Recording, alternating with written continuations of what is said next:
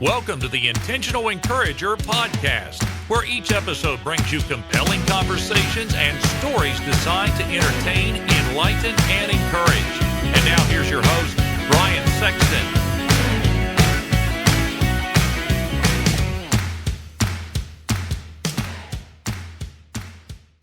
Hey everybody, Brian Sexton. I am intentionally encouraged when I see people doing business the right way. And for the last 15 years, Damon Burton and his team at SEO National have done just that. Now you might say, Brian, what can they do for me in my business? I'm going to tell you what they can do for you. They can help you understand search engine optimization. There are a lot of players out there in the marketplace, but you want a team of people that are going to be dedicated to working with you and helping you to understand search engine optimization and how you can show up higher on search engines so that you can bring more revenue into your business.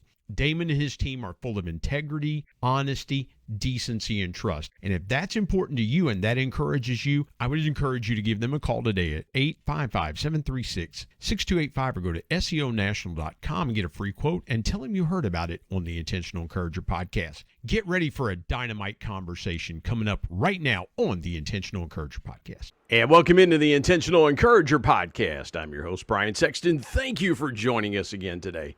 I have got a fantastic couple on the line with me today. I said on the line. I'm morphing back into live radio there for a minute. This is a podcast. We're recording. We're not live and on the line. Forgive me for saying that. We're not going to edit that out either, but I've got a great couple with me on the Intentional Encourager podcast. Their company, their podcast, Add Value to Life. If you're watching on YouTube, you can see their background, Add Value to Life. They help coach entrepreneurs, leaders to get more value out of their life. We're going to talk about that because value can mean different things to different people, but we're going to get into a lot with Robert and Noelle today. Buckle up. You may want to grab a notebook and take some notes. It is an honor to have Robert and Noelle Peterson on the Intentional Encourager podcast. Robert, Noelle, how are you today? Well, Brian, thank you. Absolutely. We are doing well. We're trying to stay warm, buckling up. We're supposed to get 5 inches of snow tomorrow. So, today's our last day of cold sunshine. Well, listen, be grateful you don't live in West Virginia. We're in a little bit of a cold snap right now as we record this. I'm sure there are hillbillies that are lighting fires in their living room. and they probably, the worst thing that could have happened to West Virginians was those portable fire pits. You see those portable fire pits, like you take the fire pit anywhere? That was the worst thing that ever happened because West Virginians will take them in their house. They're probably my long lost cousins. So yeah, or they'll fire up the kerosene heaters, the space heaters in the house. These are my people. This is where I live. These are my people. But I'm glad you're safe and warm this morning. And as we record this, grateful you joined me today. So let's start here. I've been asking folks, and people say, Brian, this is always your starter question. I am always fascinated how in the last 2 years or so, the Intentional Encourager podcast was born in April of 2020, right during the start of the pandemic. I'm always curious to see how your life and your business has changed in the last 2 years. What are some things that changed about your business, your life? And what's one lesson that you learned during the last couple of years that will carry you forward in your business and your life? Let's start there for a minute. Whew. Well, we could take up your whole hour, buddy.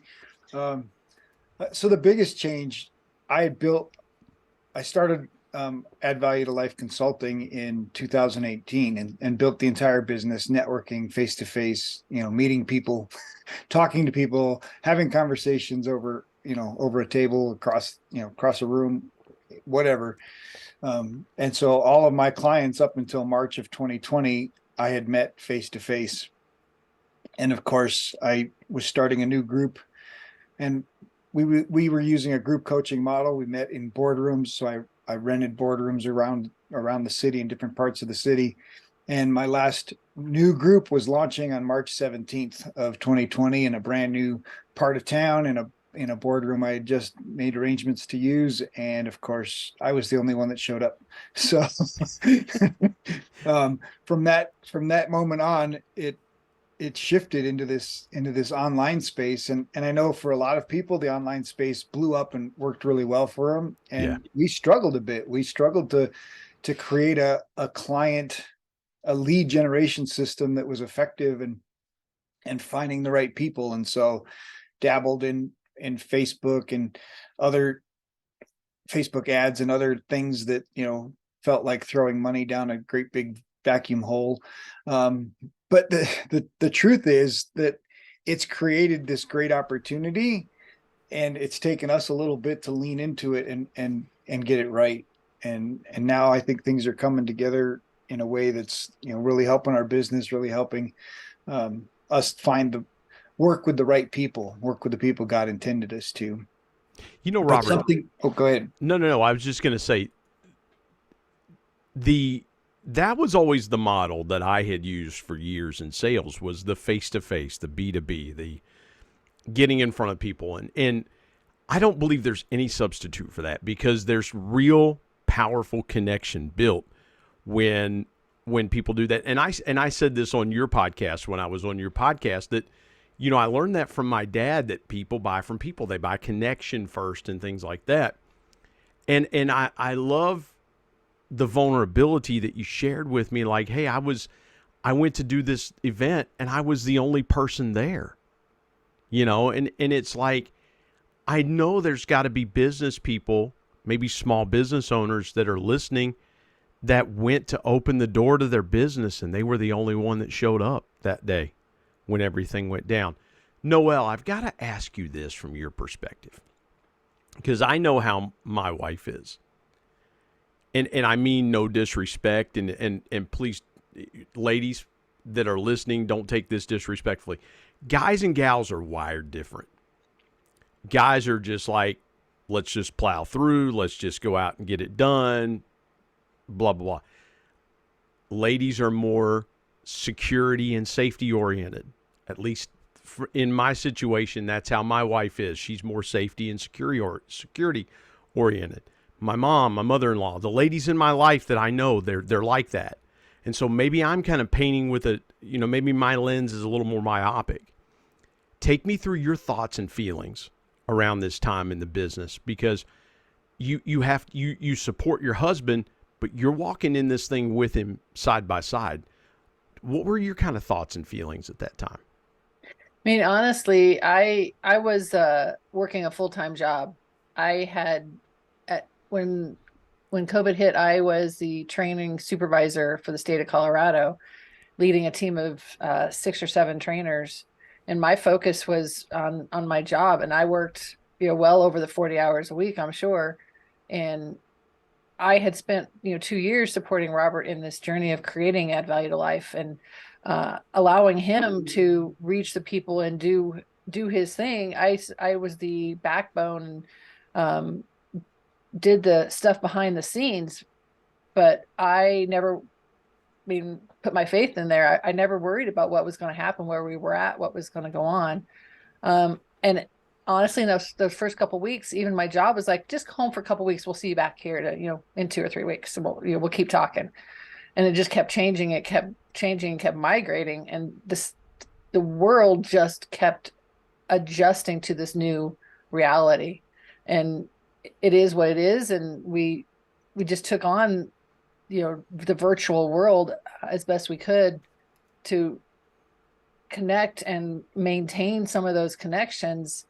And it took a while, but now we're on so many calls during the week that it's hard to get from one meeting to another sometimes.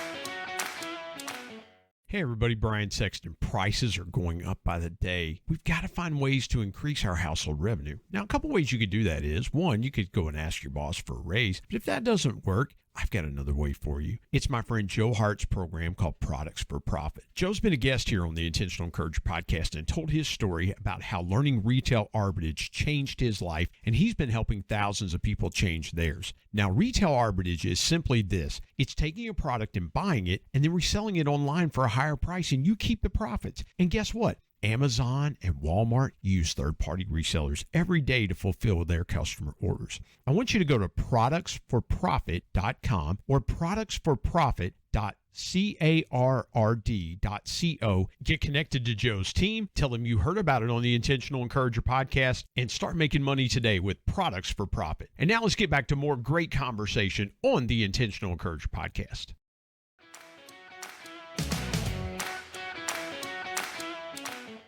You know, that is great what you just said. I love that perspective, Noelle. You took on the virtual world the best you could. And I believe that's going to be when we look back 10 years from now and we go, okay, it to me, and I'll say this, and I've only said this a couple of times in the podcast, but it's applicable here based on the answer that you just gave. Our generation looks at 9/11 as a seminal moment in our lives. Okay? Our kids' seminal moment is going to be the pandemic. That's going to be their 9/11. And I don't mean that to make that a flippant thing or things like that. I know for me, I'm 50 years old. When I'm 80 or 90, I'm going to still say, yeah, 9/11 was when everything changed for us. I think our kids are going to say, because they were little. My son was just turning a year old when that happened. The Gen Z or the millennial generation, whatever you're calling them, they're going to look at COVID and they're going to say, that's when the world changed for us, right? And so I love what you said about taking on the virtual world the best you could. Either one of you, let's go here for a second. Robert, you were talking about, you being face-to-face. And Noelle, you talked about that as well. You were leading a group of 6 or 7 people. What began to change for you both to say, we both have to do our jobs in different ways and continue to add value to people? Because Noelle, you were leading people. Robert, you were still coaching people. So how were you able to take on the virtual world as best you could, but continue to add value, specific value that was relevant to the people that you were serving at that time? And for me, it was just maintaining the relationship and continuing to build on the relationships that I had in the office and not forgetting that they're humans and they're people and they have lives. And it's intentional contact, your podcast says it all, intentional encouragement. As a supervisor, purposefully looking for ways to have that communication and that encouragement and uplifting to encourage them to want to do their job, even though they're not being watched as such. Well, and for me, I think most of our clients made the transition to online pretty easily. And so that was the Zoom meeting and the Google Meet and worked really well. And I think, in fact, even in the networking space, a lot of people started using, online networking events. And now you're saving driving time. Now you're saving from having to buy a lunch. And so you're saving money, you're saving time.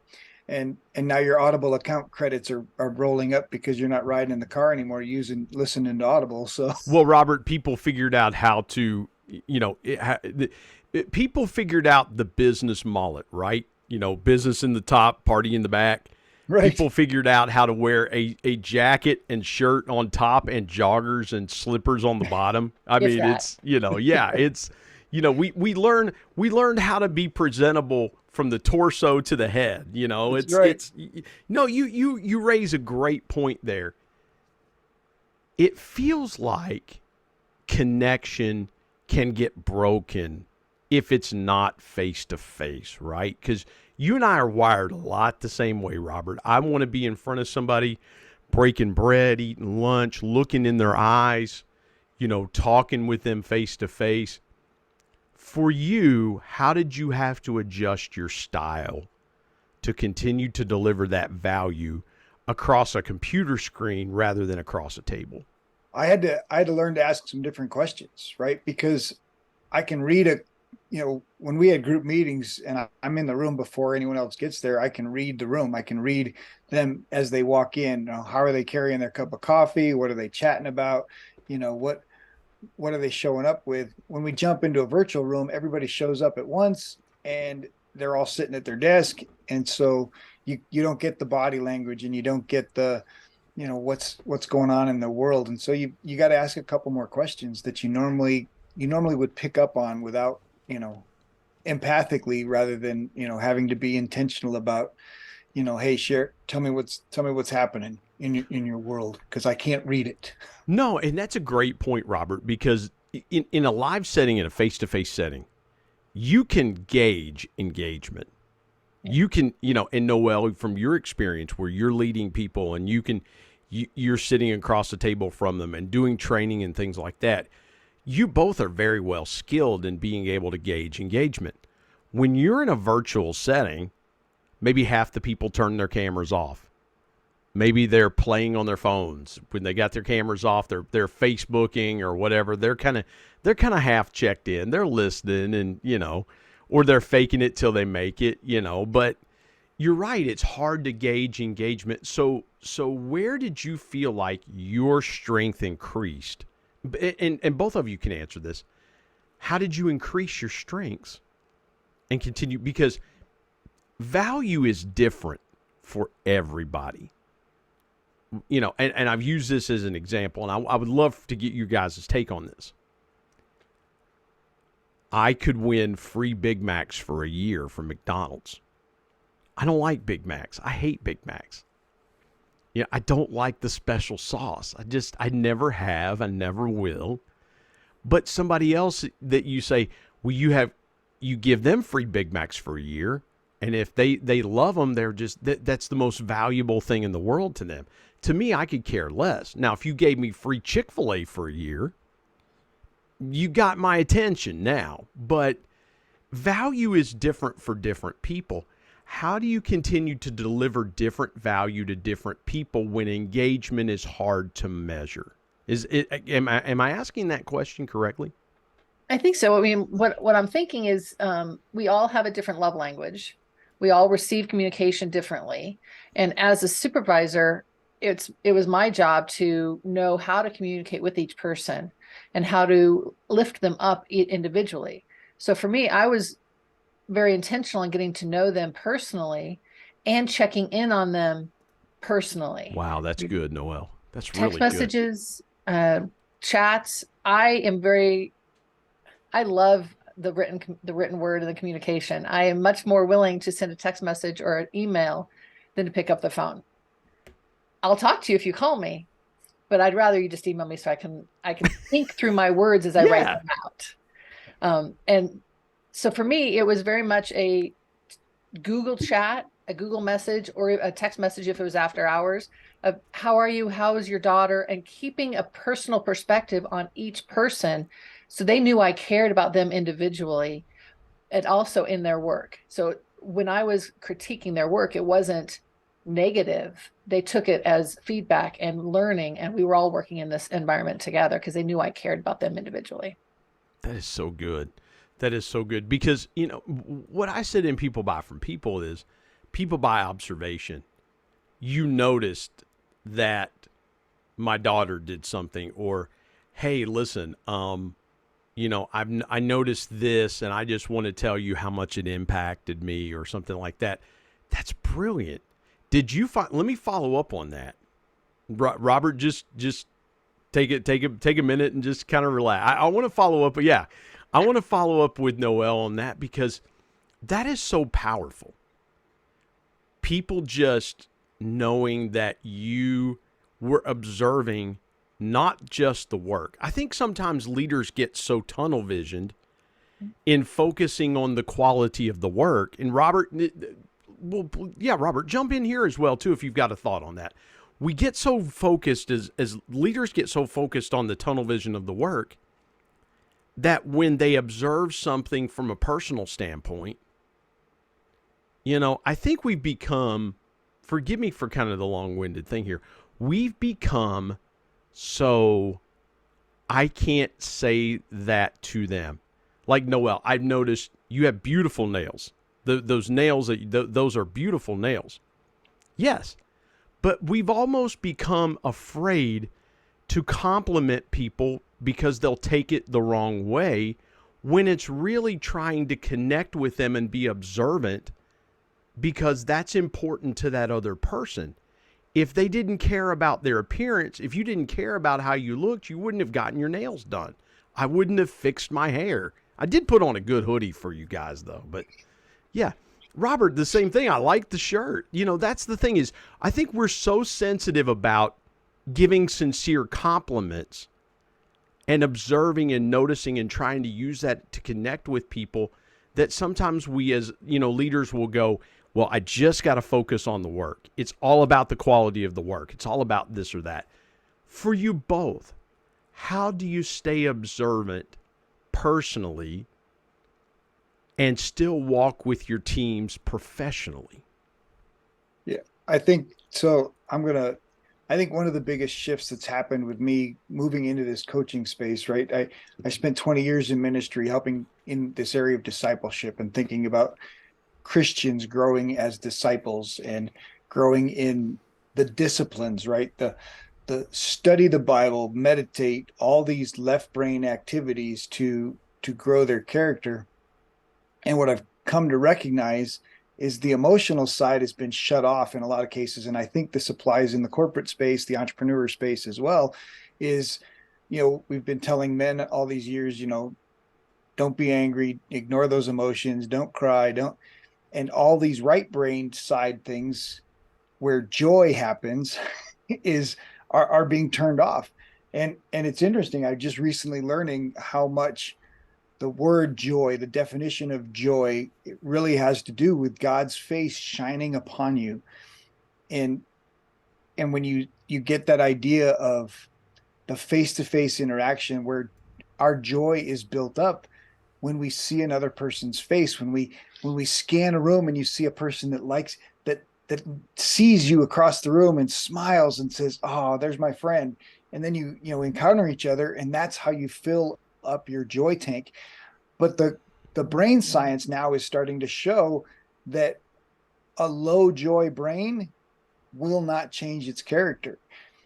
And so if you're trying to grow and develop and become a better leader, that it cannot happen in a low joy environment. And it's multiplied when you're experiencing joy. And so now I'm shifting to this space where I want to help people experience joy, because that helps them experience growth. And it's just amazing to me. First of all, obviously scripture's got all kinds of evidence of this, but now the science, the neuroscience is once again confirming scripture at a microscience level. And I think a big piece of what we've started working with clients has so much more to do with their joy and helping them find the joy that's inside them and start encouraging that. But it really does happen in face-to-face interaction. It really does happen through a joy bonded connection, through, not just these Facebook connections and friends. And no, it happens through that interaction of eyeball to eyeball, smile to smile, hugs. And virtual doesn't quite get it, but it can get close, because obviously you can see each other's face, and there's a lot of power in the face.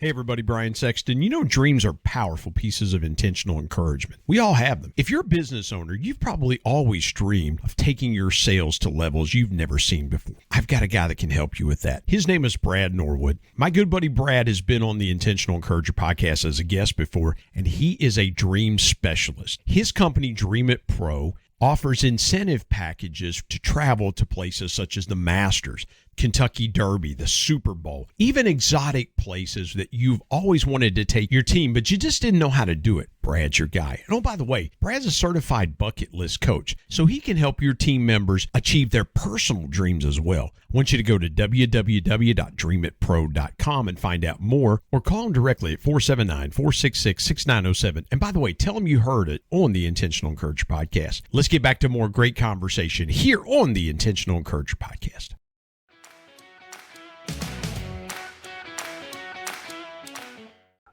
And just that our granddaughter's coming up on 8 months old, and the reality of what happens to a baby if it never sees a smiling face. What happens to a baby that's raised without that attachment, without that connection to somebody, to their mother. And of course, all of the things that can happen for that poor child, because their life is lived in fear. It's lived in fear based on, I've never seen a smiling face. I've never experienced joy. Wow, and so my goal is to help fill up people's joy tank, because joy is where resiliency rides. If you have a joy tank that's full and you deal with struggles, you can face them in a much different way. You can face your business challenges, your family challenges, and we need to be fueling our brain with joy. And it's crazy how much the science now is saying, "Woo, this is so true. This is a new dashboard that we've got to add." And then the right brain and the left brain are both being empowered. And guess what happens? You're using your whole brain to grow. You're using your whole brain to take care of your family. You're using the whole brain to run your business. And incredible things can happen. And so many people, and us included, feel like a lot of that stuff was, oh, that's just woo-woo, right? Because I'm used to all the facts, right? Give me the science, give me the facts. And the truth is, the more you delve into this woo-woo space, the more you're like, man, this stuff, it works and it's right. And so, I'm a huge Dale Carnegie advocate, like using somebody's name. We talked about that before. When somebody's wearing a name tag, they're wearing it for a reason. Yeah. Talk to them by name, use their name. And, being able to say somebody's name, being able to smile, and being able to ask them something about their family, not just flippantly, right? But because you really do legitimately want to know, how's your kids? How's your family? And then, of course, when you come back later and you say, hey, what's going on with your kids? Because you remember it, that impacts their heart. Oh, it's powerful, Robert. It's powerful. And that, I love what you said about tapping into joy from a leadership standpoint, because what happens is we can't celebrate unless we have something to celebrate. And I heard an interview with Bengals quarterback Joe Burrow. They were talking about losing the Super Bowl, and he said that he heard Kurt Warner say, a quarterback, Hall of Fame quarterback, he said, listen, when we lost the Super Bowl one year, I didn't allow myself to celebrate what we had accomplished getting there. And looking back, I wanted to, and that's what Burrow said. He said, I wanted to celebrate what we'd accomplished with my teammates. We did something really, really special. And in life, it feels like we can't celebrate unless we have won, right? We've won the ultimate. Because you hear people say, well, there's no moral victories in business. If we missed our goal, we missed our goal. There's no moral victories. Well, what if we missed our goal, but we did 40% more than what we did last year? Exactly. We missed our goal, but we still had a really, really good year from a revenue and profitability and sales growth standpoint. And it's almost like leaders feel like we can't celebrate unless we win.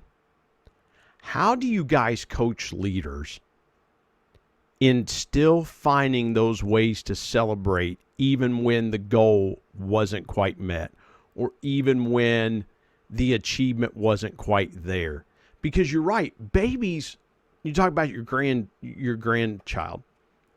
Babies don't care about wins and losses. They just want you to show up. They just want you to be there. When they put their little arms out and you pick them up, that's a win for them. They don't care that you didn't make your sales goal. They don't care that you didn't make your number. Are you here? Did you show up? How do you continue to tell people, and coach people into finding value even when the goal isn't met? I think we should throw out a fun one. So let's talk about your goal to be a stay-at-home grandma. I was going to go somewhere else, but so in Ooh, 2018, stay-at-home grandma. I like that. so in 2018, You're way too young to be a grandma, by the way, Noelle. Robert, guys like You can pull it Robert out. and I, we kind of fit the bill. You're way too young to be a stay-at-home grandma. I appreciate that. In 2018, when we made a list of bucket list, Goals. yeah. What do we want to do? What do we want to accomplish? And I was still working. I had no end date in mind at the time, and I had written down be a stay-at-home grandma. Part of the problem is that was not a very specific goal. When COVID hit, I got to be a stay-at-home grandma, but I still had a job. So it took another couple of years for me to be what I had intended, is to be a stay-at-home grandma with the flexibility to take care of my grandkids as needed. But that was my goal. And for me, the other perspective, I think, is to celebrate every little thing. You can't wait till the end of the goal to be celebrating. You need to be encouraging and lifting up and celebrating every step of the way. Did you accomplish what you needed to today? Did this task get done, or this task was earlier than it was expected? But looking at everything, every little part of the goal and the task, and not just the end results. Well, I think the grandma one is just, for us, it became a point of humor, right? A point of celebration. Oh yes, she's a stay-at-home grandma with a job. Like whoever thought that would be a thing, right? Well, see, now people are becoming grandparents much, much earlier. I think I think if I became a grandfather, I'd have to be walking around going, "Sonny, in my day, we didn't do these things. Sit down and be quiet." But no, I love that. Noelle, what was that thing? I gotta pull out a little more conversation around that. For you, what was that joy spark? And Robert said it so beautifully, that tapping into joy. For you, do you remember that moment where you said, this is something that I really want to do? And what made you decide to want to be a stay-at-home grandma? Just, because some people would say, well, I'm tired of working, or I've done this, I've raised my kids, and now it's time to enjoy life, things like that. You've got some people in that boat, and that's great. Do you. I want to know from your perspective where that kind of source came from, and that spark to be specific and go, I want to be a stay-at-home grandma. So I grew up with my grandparents. I had 2 grandparents and 3 great-grandparents through my formative years. And having the ability to have them around really impacted my life. And when my grandson was born, it was a joy to have him. He lived with us for the first, 2-3 years. And we got to see his beautiful face every day. It was the best thing in the morning. You can't imagine just waking up to that joy every morning at our, in your late 40s. And it was just a glorious thing. I struggled when my daughter moved out and became an adult on her own because I lost our grandchild. But the moment we went over to their house that very first day, this 4 or 5-year-old at the time dropped everything, turned off the TV, dropped his toys, his dinner, whatever he had, and ran up to us to give us a hug. That was the moment that was like, all right, this is going to work. This is okay. And this is the joy I want to feel forever. Wow. That is so cool, because you got to experience something that most people, there are situations where the kids and the grandkids have to be with the grandparents because of extenuating circumstances, but you found the inspirational part in that. I admire you for that, because again, that is so cool. So Robert, piggybacking off of that real quick, how can leaders find that simple inspiration on a day-to-day basis? Noelle found it waking up and seeing your grandson. Where can leaders find that simple inspiration that helps them show up and be better for their people day in and day out? Gratitude. Gratitude is the most powerful tool that a leader can use, and they can use it in two ways, right? First, for themselves, right? What are the things they're grateful for? But more importantly, with their team, thinking specifically about what are the things they're grateful for. It's easy to get caught up in your team. Oh man, they missed this or they didn't do that. And you get caught up in the next meeting going in there saying, oh, I got to talk about all the crap they didn't do. But what if you started that conversation with, man, I appreciate this about you, and I appreciate this about you. And then you talk about the numbers. How does that shift the way your team sees things? Right? So gratitude can be really powerful in changing your perspective on the situation, but even more powerful when you share it with others and you're intentional about telling them the very specific things that you appreciate about them. And to take it to another level, right? If a leader's able to do that, what happens when the team can do that? And the team can intentionally share gratitude with each other for themselves and for the other members of their team.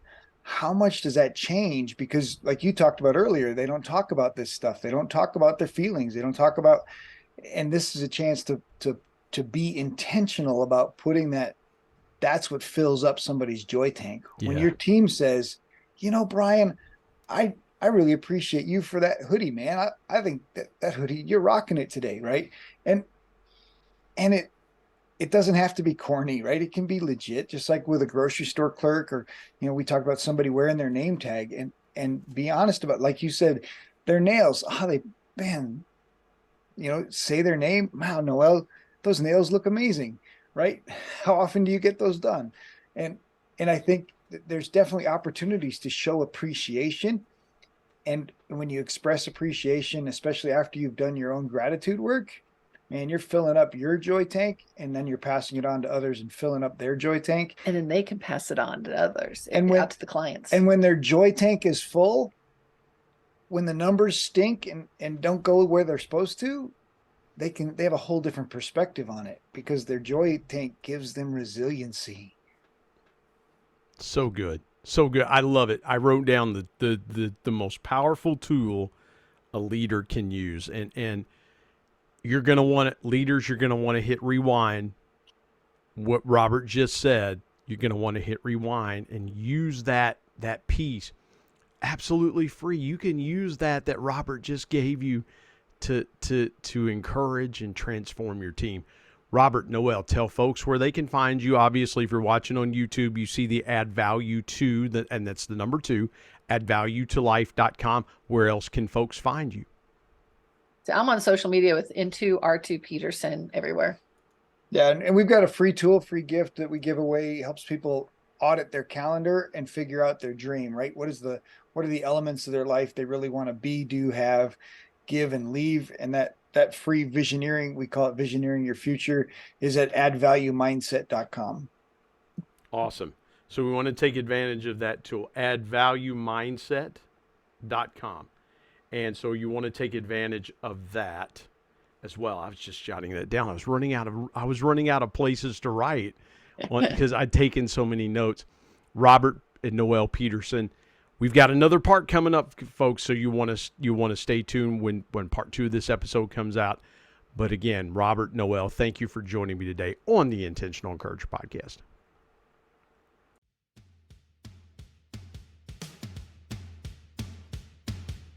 My thanks as always to producer Bryce Sexton and technical advisor Matt Means. And of course, the ultimate thanks goes to the Lord Jesus Christ, who provides intentional encouragement every day through his word. If you're not subscribed to the Intentional Encourager podcast, hit the subscribe button wherever you get podcasts so you don't miss an exciting episode where you can get encouraged and stay encouraged. And remember, anyone, anywhere, at any time, any place can be an intentional encourager.